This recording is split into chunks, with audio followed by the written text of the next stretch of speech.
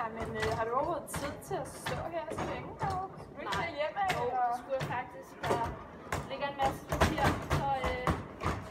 for alt det arbejde her. Det er sgu hårdt at være chef. Kom nu, lad mig være Ja. Hvad er det egentlig, du laver? Du sejler rundt. Jamen, det er jo en bankdirektør her, så 24/7 skal jeg jo faktisk keep arbejde. dreams. Ja, men du har da snart heller ikke tid til rigtigt at være her. Nej, arbejdet kender jo. Ja. Jeg skal tilbage til kontoret og sige. Ja. Du har vel ikke travlt at komme afsted, hva'? Nej, jeg har masser af fritid. Ja, det er der andre, der ikke har. Du er sgu da meget god til det her, Gabriel. Ja, men det er fordi, jeg er vant til det der med fodboldbanen. Ja, det kører vist meget godt, har jeg hørt. Ja, jeg kører udmærket. Jeg har lige fået et tilbud for Real Madrid.